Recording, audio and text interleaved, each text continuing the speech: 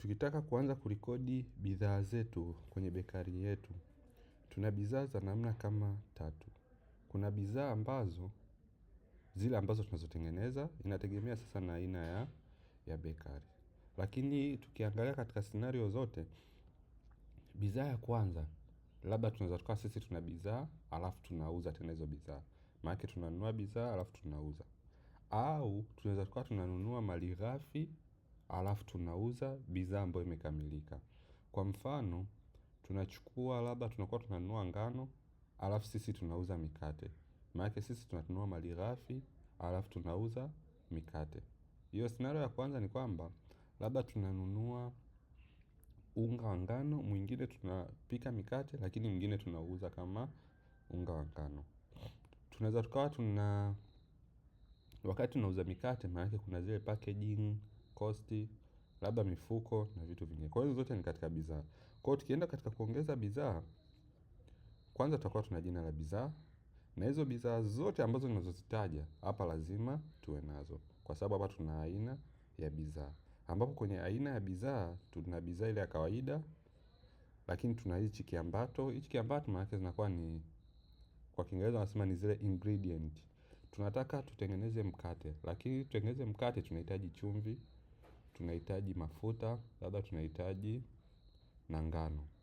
Kwa hizo zote na zenyewe ni bidhaa, kwa sababu tutakuwa tunaweza sasa kujua hii ngano tumeweka kiasi gani, mafuta tumeweka kiasi gani na kimebaki kiasi gani store, na tumepata mikate labda mingapi baada kukamilisha process yetu yote ya kutengeneza mikate. Kwa bidhaa ya kwanza, kuna hii bidhaa ya kawaida kama nilivyosema, kuna hii malighafi ambayo inatumika kutengenezea bidhaa nyingine ambayo ndio hizo ingredient, alafu kuna ile bidhaa ambayo inakuwa sasa imetengenezwa. Kwa hapa hii bidhaa ilikuwa inatengenezwa kwenye mfano wetu huu, maanake unakuwa ni mkate. Alafu kuna hii bidhaa zile za kuuza tena, maanake unanunua, alafu unakuwa unaweza kuiuza tena. Sasa hizi tutaziona mwisho. Kwanza kwenye hii bekari yetu maanake tutaangalia hizi bidhaa mbili. Hichi kiambato na hizi bidhaa ambayo inayotengenezwa. Hizi bidhaa za kawaida maanake ni bidhaa tu ambazo mtu unanunua kwa bei ya chini, labda unauza kwa bei ya juu. Kwa cha kwanza tutaanza kuweka hizi viambato ambavyo ndo ingredient. Kwa cha kwanza inaweza ikawa ni ngano.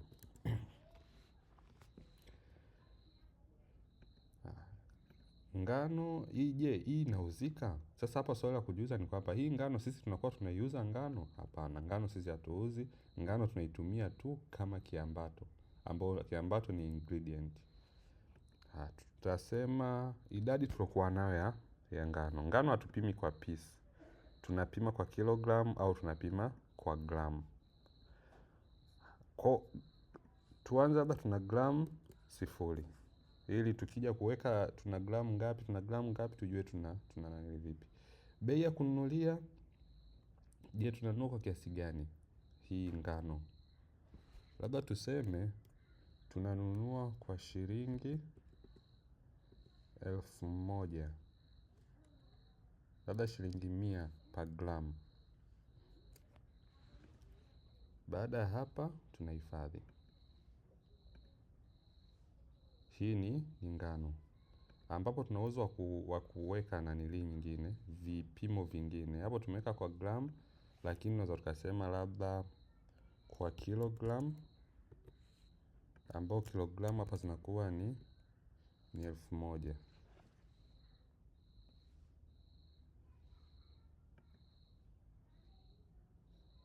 Tunaweza tukaweka labda kama tunanunua pia kwa mfuko, na yenyewe tukaweka pia, zote zinawezekanika. Kwa hapa tuna gram na kilogram. Tuna uwezo wa kuweka sasa hivi tuna kilogram ngapi, labda tuweke na mifuko pia, ili hesabu ziwe rahisi. Labda ni mfuko wa kilo 25. Mfuko wa kilo 25 zinaingia gram ngapi? Maanake ni gram 25,000, kwa sababu tumeweka kwa gram. Tungeweka kwa kilogram maanake ni kilogramu 25.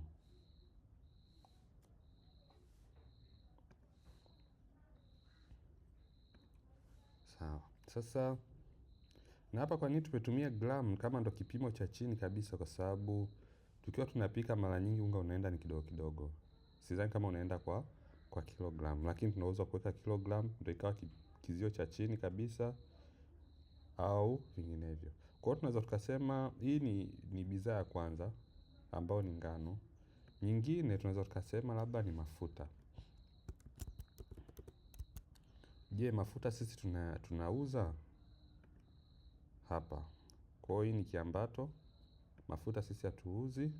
Mafuta tunapima kwa lita na mililita. Tuseme labda kwa lita. Alafu idadi tuliokuwa nayo labda ni tuseme labda tunaanza na lita 10. Baada ya hapo tunaenda bei ya kununulia. Kwa lita ni 4,500. Kisha tunahifadhi. Kwa hiyo tutakuwa tuna mafuta na tuna ngano. Tuongeze tena bidhaa nyingine. Sasa bidhaa ambayo tunaongeza sasa hivi, tukienda hapa kwenye aina za bidhaa, tuseme labda bidhaa ambayo imetengenezwa. Sasa baada ya kuunganisha hizi bidhaa zetu zingine ambazo ni malighafi, bidhaa ya mwisho ambayo tukaipata, labda ya kwanza ni mkate mdogo. Sasa mkate mdogo tunakuja sasa hapa tumeshasema ni bidhaa inayotengenezwa, ni mkate mdogo. Bei ambayo tutakayouza huu mkate mdogo labda tutauza kwa shilingi 1,000. Idadi 0, kwa sababu ndo tunaanza, tutajua tunaweka vipi hizi idadi na vitu vya namna hiyo. Tunauza kwa piece, hii bei ya kununulia tunaweza tukaiacha. Kisha tunahifadhi. Labda bidhaa nyingine, sasa hii kwa sababu inahusikanika ndio maana hapa hii ina batani ya kuuza. Hizi zingine hazina batani za kuuza. Kitu kingine ambacho tunaweza tukaweka, tunaweza tukasema labda kuna mkate mkubwa.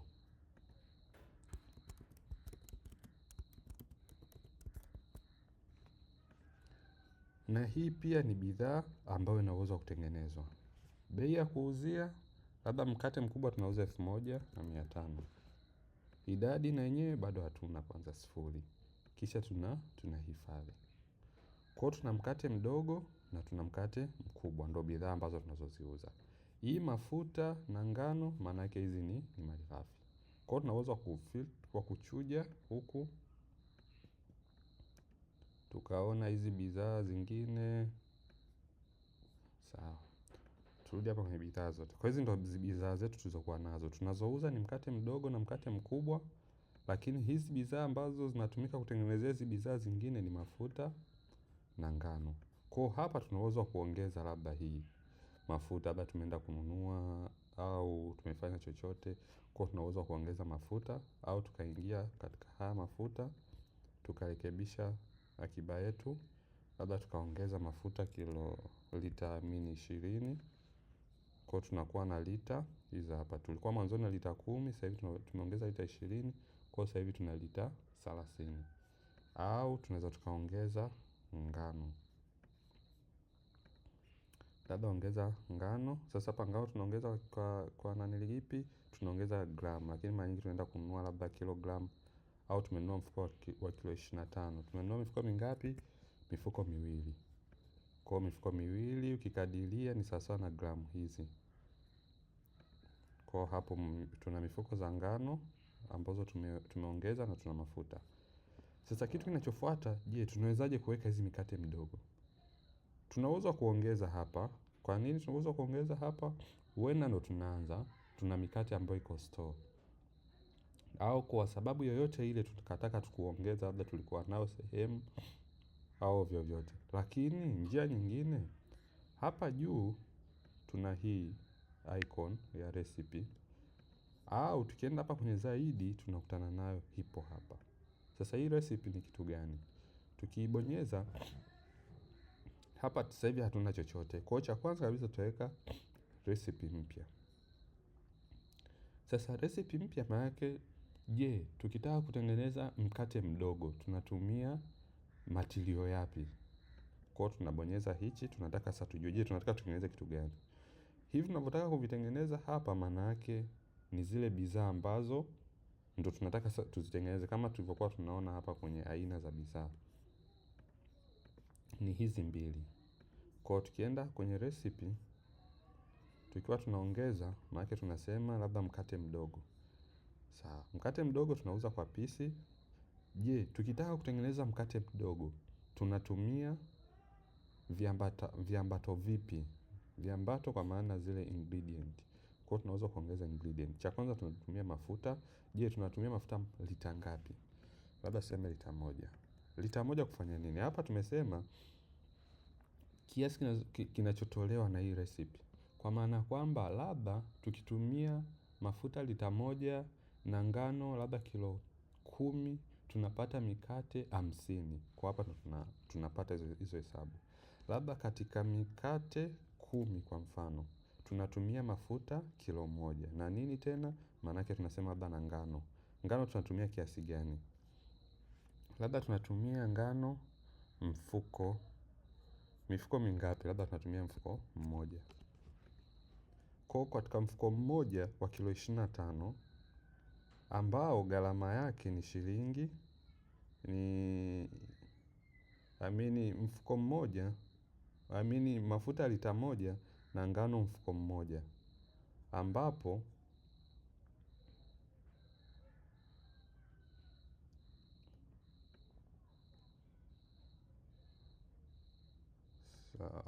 hapa sijui tutumie hii gram, kwa sababu hapa tuna gram hizi, gharama kule hizi hatukuziweka sawa. Hapa tulisema gram moja ni sawa sana shilingi 100, kilogram ni sawa sawa na 100,000, na mfuko wa kilo 25 ni sawa sawa na hii 2,000,000. Maanake hii hesabu kule tulikosea. Tunaweza kupata mahesabu makubwa ambayo tukaona hayapo realistic. Maanake kilo moja sawa sawa na 100,000. Tutumie hii gram ili tuwe na hesabu ambazo ni realistic.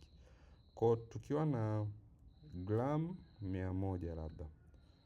Huu ni mfano tu, ingawaje ni reality hatuwezi tukawa na gram 100 kwa hii lita moja. Kwa mafuta lita moja na gram 100, tunapata mikate mingapi? Mikate 10. Kwa hii tunahifadhi hii recipe yetu. Kwa recipe yetu ya kwanza maanake ni mkate mdogo. Na hili tutengeneze mkate mdogo, tukibonyeza inatuambia mkate mdogo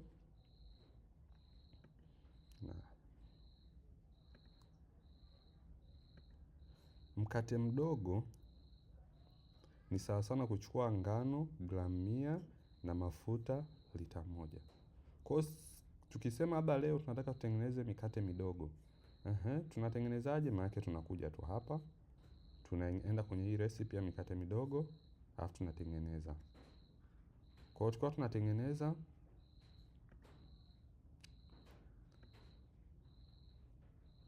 maanake itatuambia sasa ni mkate mdogo tunatengeneza kiasi gani, ni recipe 10, viambato vitakavyotumika.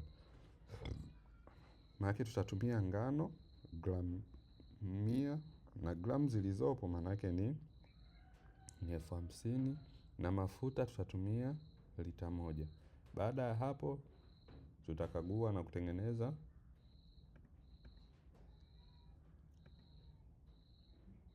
Baada hapo tutapata saje gharama yote ya utengenezaji wa mkate mdogo ni ngapi? Maanake mwisho wa siku tutapata pisi 10 za hizi mikate midogo. Kwa tutathibitisha utengenezaji. Baada ya hapo tunakuwa tayari tumetengeneza hizi mikate midogo. Kwa tukirudi kwenye bidhaa, tukienda kwenye mikate midogo ambao hizi hapa, tukibonyeza itatuonesha hapa tumetengeneza mikate 10. Kwa tukiangalia hapa tunaona zimebaki pisi 10, maanake hizi mikate zote zimetengenezwa kutokana na kule tulivyorani kile kinanili hichi ki recipe. Na tukienda kwenye mikate, tukienda kwenye ngano, itatuonesha hapa kuna ngano ambazo zimetumika kutengeneza mkate mdogo, tumetumia ngano kiasi hichi, gram 100. Lakini pia itatuonesha mafuta, tumetumia lita moja kutengeneza mkate mdogo. Kwa tukitaka tena labda kesho nataka kutengeneza mkate mdogo, kwa sababu tumeshajua sasa tukitaka kutengeneza mkate mdogo tunatumia kiungo hichi, tunatumia kiungo hichi, maana tunakuja tu kwenye recipe tunatengeneza. Kwa kama nataka kutengeneza labda mikate 100, Maanake hata hizi ingredients zetu zote zitabadilika. Maanake zitakuwa ni gramu 1000, zitakuwa ni lita 10 na store tunayo. Maanake tunakagua utengenezaji. Jumla ya gharama inayokadiriwa. Sasa hizi gharama zote zinatokana na gharama ya ngano na gharama ya mafuta. Baada hapo tunathibitisha utengenezaji, tunakuwa tumemaliza. Tukienda tena kwenye bidhaa, mafuta hii mkate mdogo pisi zimekuwa ni 110. Tukija tunaona hapa ambapo tumeongeza pisi 100. Kwa hapa mwanzoni hii nanilia kwanza hapa, manake ni ile nanilia mwanzo kabisa ambao tulitengeneza mikate 10. Baadaye tukaja tukatengeneza mikate 100 na gharama ni hii 1450. Sasa hii gharama 1450 inakuwa inatoka wapi?